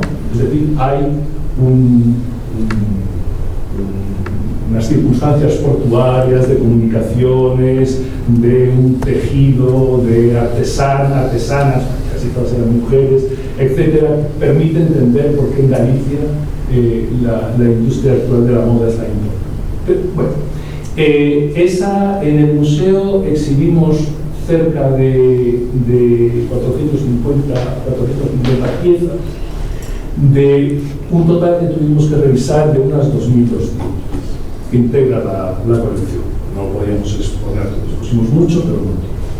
Bueno, cuando acabó la exposición, todo el mundo quedó muy satisfecho, incluido yo, que soy muy exigente conmigo mismo, y la propietaria, que es una señora de mucha edad, manifestó, me pidió que estableciera los contactos o buscara los mecanismos para donar esa colección. Llamamos a muchas puertas y no hubo manera. Su problema es una colección muy difícil de mantener, a sus herederos no les quiere dejar un lío, un proceso de la herencia, y se llamó a muchas instituciones, unas cuantas instituciones aquí en Galicia, para que ese patrimonio se conservase en el futuro, pudiera... No hubo manera, todo fue infructuoso. Otra, durante 8 años mis compañeros depositaron, no sé si la confianza o la inconsciencia, para que yo fuera el director de la Escuela de Arquitectura, y durante esos 8 años me encontré, era algo que ya era sabido y tuvimos algunas personas, pero ese trabajo de gestión que toca hacer cuando un arquitecto notable muere, desaparece, generalmente su archivo es un problema para la familia. Y ahí hay planos muy notables, documentos escritos, dibujos, maquetas. No estoy hablando de cualquier archivo, sino de archivos de personajes muy importantes y escasísimos de nuestra historia de la arquitectura moderna. Bueno, vamos haciendo lo que podemos. Hay muchos ejemplos que conozco en otros lugares en donde con una pequeña inversión el Estado, las autoridades dedicadas a la cultura conservan esos archivos y lo ponen a disposición de los investigadores que quieren trabajar sobre el mismo. Ahí está todo. Que leían, que veían, a dónde viajaban, proyectos no construidos, concursos no ganados, proyectos frustrados y obras realizadas en donde está todo tipo de documentación interesantísima para abundar en ese legado. No ha habido manera, no ha sido posible. Y lo he intentado en serio y he hablado con numerosas instituciones. Quiero decir con esto que si tenemos mucho patrimonio, no, deberíamos tener mucho más. Y el que no tengamos se nos escurre entre los dedos. Quizá, es verdad, tendríamos que pensar en cómo gestionar ese patrimonio, o en otras formas de gestionar ese patrimonio. No en esta idea que se ha denunciado en la mesa, esa idea de la espectacularización del museo con el objetivo de incentivar flujos turísticos, etc. Si pensamos en los museos como centros de investigación, no solo al servicio de nuestro país, sino de lo que significa o el peso que tiene nuestro país fuera, por ejemplo, ¿no? En fin, repito, yo creo que tenemos un poco de saliendo de la mesa. Iñaki, por lo de la moda, en el País Vasco tenéis el Museo Balenciaga, ¿no? Reciente. Sí, pero bueno, sí. El Museo Balenciaga teóricamente funciona bien. Y según las autoridades provinciales, pues es un ejemplo porque los inputs generados a través de las visitas turísticas, etcétera, son no sé cuántos. Entonces la pregunta es, oiga, ¿y por qué no dan más dinero a San Telmo y al resto de los museos de la provincia? No, porque no les interesa. Es que yo creo que tú has contestado a la gran pregunta. El problema no es el patrimonio. Tenemos el patrimonio que tenemos. El problema es que cuando surge un nuevo patrimonio, ¿sí?, no estamos capacitados para gestionarlo. No hay capacidad. O sea, si pensamos que la media en los museos españoles, museos de todo tipo, es que exhiben no más de un 85% de sus fondos, nos tendremos que plantear en algún momento algo de lo que nunca se habla, que es la ética de la conservación y de la adquisición. ¿Tiene sentido que cualquier museo de Bellas Artes siga comprando obras hoy en día? ¿Para qué? Para condenarlas a las eternas tinieblas de los almacenes. Y hay muchas piezas, te lo puedo asegurar. Yo trabajé en el Museo de Bellas Artes por allí, por el siglo pasado, o sea, en el Pleistoceno, ¿sí? Conozco muchas piezas que jamás han salido de los almacenes, y el Museo de Bellas Artes sigue comprando obras. Entonces, claro, si tú vas con toda tu buena intención, ¿sí?, a decir, oiga, es que esta es una colección excepcional. Yo no es que me solidarice con los técnicos ni de la Xunta de Galicia, ni de la Diputación, ni de nada, ¿no? Es que no hay capacidad. Como mi universidad, la biblioteca de la universidad no tiene la capacidad, no ya para admitir un gran volumen de esto. Yo un día decidí deshacerme de una parte de mi biblioteca, que era el arte prehispánico. ¿Sí? Dije, me voy a desprender porque yo no lo utilizo y quizá alguien, por los que estudian Historia de América, etcétera, etcétera, lo puedan utilizar.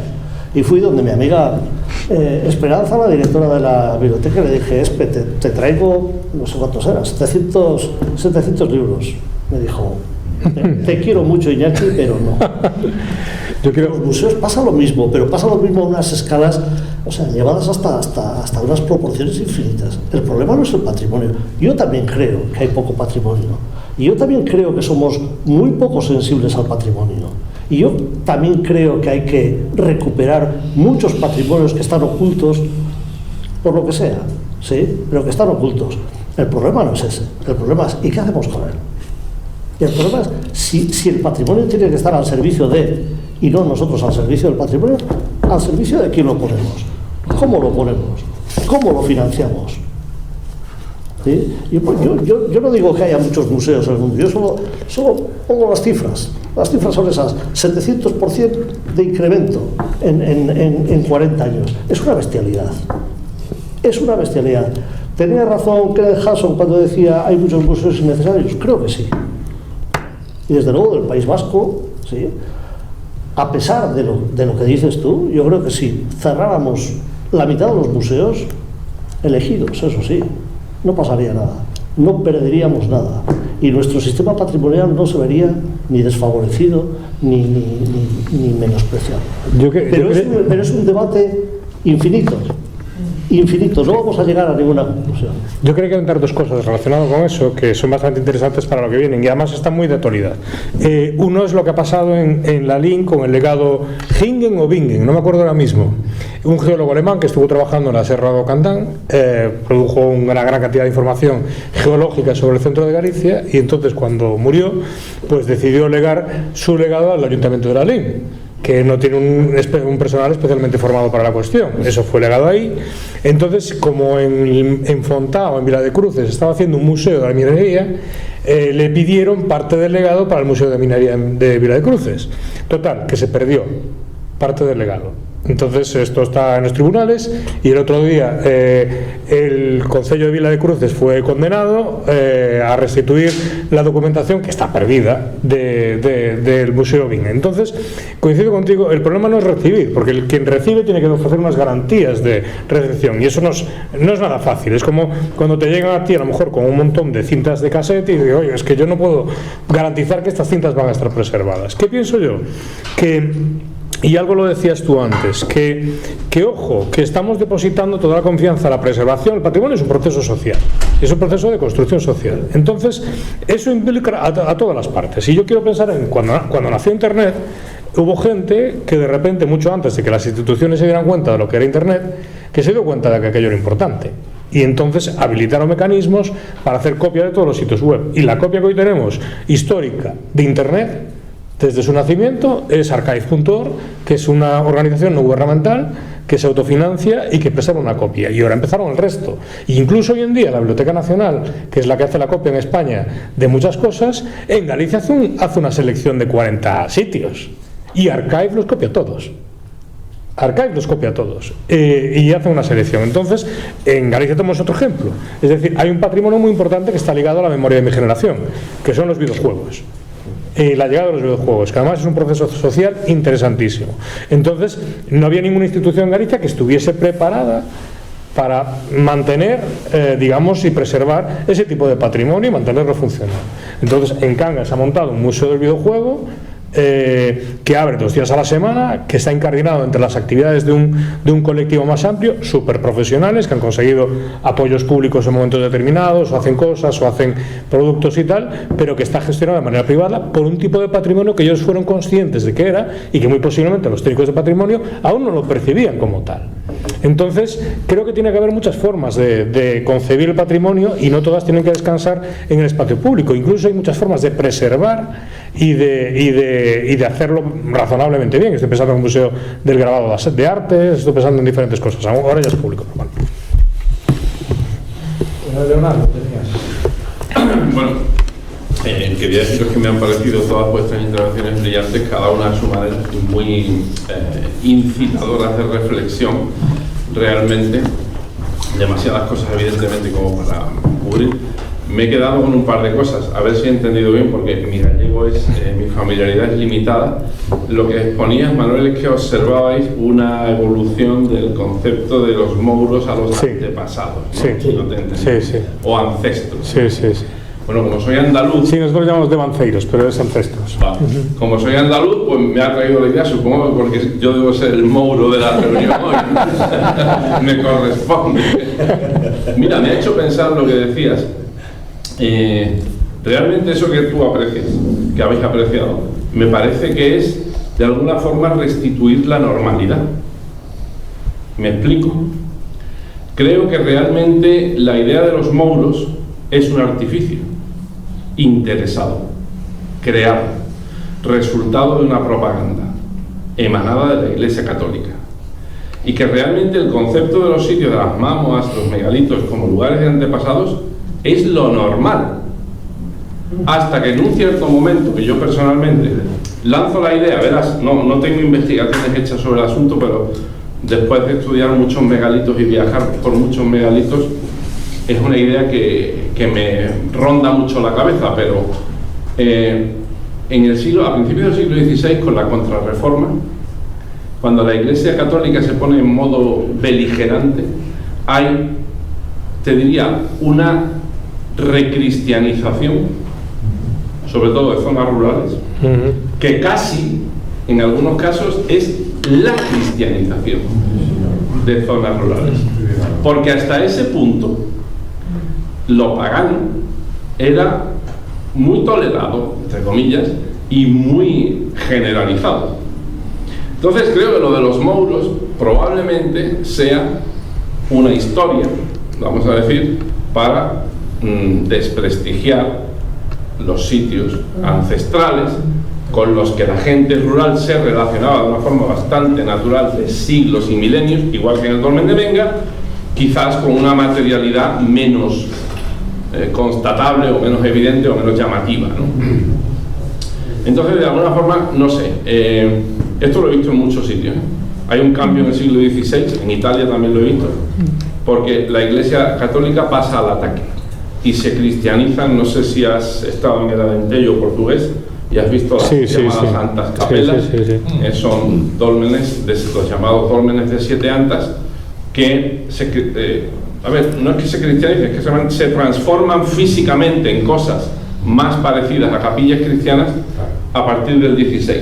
Aquí también. ¿Por qué ocurre esto? Porque evidentemente estos sitios están siendo frecuentados en esa época. ¿Por quién? ¿Por cristianos? ¿O por paganos? ¿O por paganos cristianos? Sincréticos. Exacto. Sincréticos.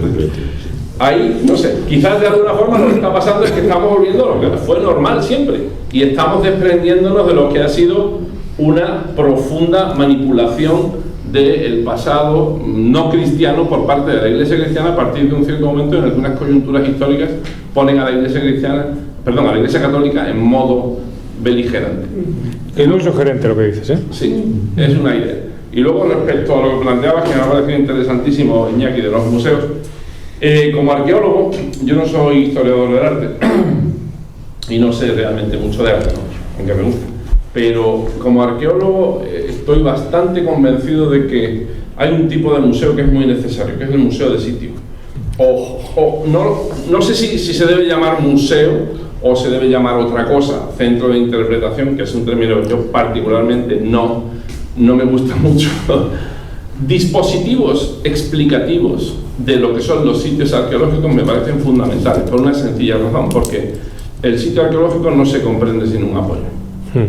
El apoyo es imprescindible, entonces hay que explicar el sitio al visitante, porque si el visitante no se le explica, lo que va a ver son 4 piedras o 4 hoyos, Y el museo arqueológico del sitio me parece muy importante. Si tú quieres explicar un sitio arqueológico necesitas un dispositivo. Llámale museo o llámale lo que quieras.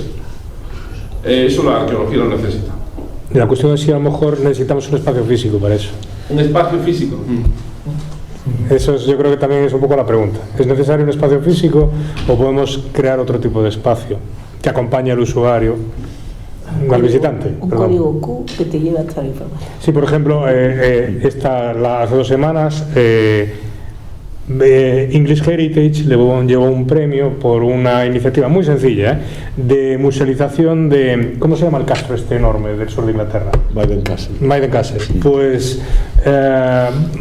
una serie de vídeos explicativos vinculados a cada uno de los lugares, muy bien hechos, que abordaban no solo el lugar, sino su historiografía, todo esto, y muy bien conectados con cada uno de esos espacios, muy bien hechos y tal. Quiero decir que sí, es decir, coincido contigo. Lo que no tengo claro es que siempre tenga que ser un espacio físico o no. Eso sí que no lo tengo muy claro.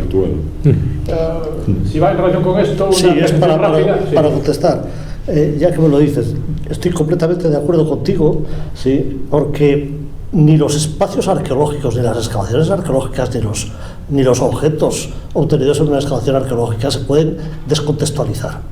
Llevarlo al museo es descontextualizar, es decir, es quitarle parte de su identidad, parte de su personalidad, ¿sí? Los museos, llamemos los centros de interpretación, que es un término además que está muy en desuso, despreciado, porque se supone que en un museo hay obras originales y en un centro de interpretación no, pero bueno, eso sería otra discusión. Los museos nunca pueden ser burbujas aisladas. ¿Y sí? ¿Aisladas de qué? De su contexto. Entonces, claro, si yo me agarro la excavación de la que estás haciendo tú, allí en Asturias, y me la llevo a Vitoria, ¿qué sentido tiene? Tiene un sentido tipológico que no le interesa a nadie. Ahora, si insertas ese espacio, ese objeto en sus coordenadas físicas, conceptuales, históricas, emotivas, entonces empieza a tener sentido. Y respecto a lo que dices tú, tienes toda la razón en plantearte, se necesita un espacio, pero hoy por hoy yo creo que la tecnología no es capaz de sustituir el espacio físico por un espacio que en estos momentos solo pasa por la tecnología. La realidad virtual, etcétera, etcétera, hasta cierto punto. Hasta cierto punto, pero probablemente avancemos y probablemente se podrá sustituir el espacio físico por el conceptual. Bueno, yo completamente de acuerdo con lo que acabas de decir. ¿Cómo se llama? Leonardo. Parece mentira que en Galicia no nos demos cuenta de lo que dijo Leonardo. Hombre, el primer obispo que se cargaron fue Pristiliano, que era un medio pagano, ¿no? Bueno, la historia esta, yo creo que era cristianísimo, pero bueno, hay mucho mito con eso. Es que hoy estoy mal de mitos. Pero lo que no hay es una interpretación desde Galicia y se fue el señor arquitecto de todo lo que estamos viendo. Yo creo que el patrimonio, por ejemplo, las medias que se llevaban, eran las que conocían las plantas, las que tenían ¿quién mejor? Que eran botánicas, ese tipo de gente, no, eran se quedaban, ¿por qué? Por la iglesia. No, eso hay que decirlo, porque es que aquí aparece la Virgen en cada piedra, en cada piedra, bueno, y en Asturias también, la Virgen de Novadota, no sé qué, no sé cuánto. ¿A qué viene? Eso está relacionado con lo que decía Leonardo. Hay una entender lo que más allá, yo por ejemplo, la arqueología, lo que pensaba que iba a valer es para interpretar la historia, el paisaje, las costumbres, esa relación del hombre con su entorno. Si nos metemos simplemente en el museo, no sé qué y tal, que debe por el saco. Tenemos demasiada ya historia, ¿no? Incluso tenemos todo acumulado al final en el Museo de San Antonio y en Coruña, todo almacenado en cajas, que es lo que decía. No, si lo que tiene que servir es para interpretar buscar soluciones, porque nosotros estamos ahora, como somos tan prepotentes, por ejemplo, la arquitectura, no se puede hablar de la arquitectura que se acaba de diseñar, ¿no? Yo fui hace poco a una reunión sobre el tema de bioconstrucción y me trajeron un tío catalán, no sé si es de Cataluña, por ahí, Machado. Y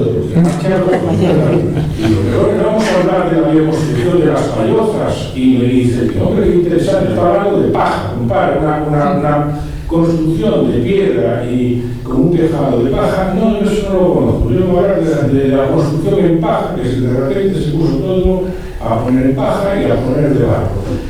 Entonces, es una universidad. Yo estuve también en Madrid y no me explicaron nada del tema agrario gallego. Por ejemplo, en Caminos, en Coruña, no se sabía lo que, y en la propia Xunta no se sabía lo que eran las traídas vecinales. Los montes, por ejemplo, comunales, no se explican en las escuelas. Nadie sabe en las aldeas, no, porque es una educación dirigida a echar a la gente del rural. Y lo decía un historiador, que no me acuerdo del nombre, y en Asturias decía, tenemos un modelo que la gente ve como un atraso, porque todo es la moda, la calidad, lo que sea, es un modelo urbano, no es un modelo rural. Y entonces, bueno, yo creo que lo que quiero decir, no sé lo que va a ser el CISPAC, pero por lo menos yo vengo aquí y si vuelve a ser otra cosa academicista, pues ya sí que sobra como el patrimonio. No sé si No, y tú sabes que gracias a que tú recuperaste la historia de la investigación agraria, no volvemos, o no deberíamos volver a inventar la rueda, coño. Hay cosas que ya se decían hace 100 años. Bueno, pues ahora ves publicación para una tontería que ya se sabía hace 100 años. Estamos perdiendo el tiempo y el dinero, no sé, y eso es el patrimonio que debemos aprender para no volver otra vez a explicar, no, incluso perder, por ejemplo, decir, ¿para qué valen los muros de piedra, coño? Hombre, o ¿para qué vale un lavadero? A lo mejor hoy había que poner, en vez de un lavadero, pues estas máquinas que lavan la ropa, estos teléfonos así, con un tejado de placas solares. Claro que vale ese patrimonio, pero si lo actualizamos, tenía su significado en su momento. Bueno, me quedo, ¿os parece? Le cedo la palabra solo un minuto a para que vale ahora de lo que más me gustó la compañera estudiante. Le cedo la palabra a Margarita, que abrió la ronda y la cierra y termina. Solo quiero decir una cosa. Yo creo que un poco ahondando en lo que tú dices, yo creo que hay que intentar con las investigaciones romper la distancia entre el pasado y el presente, porque además somos, y hay que intentar romper eso. Y hoy por la mañana hablábamos mucho de innovación tecnológica y hay que buscar maneras de innovación social a la hora de gestionar todo esto. Y no todo puede recaer en el Estado.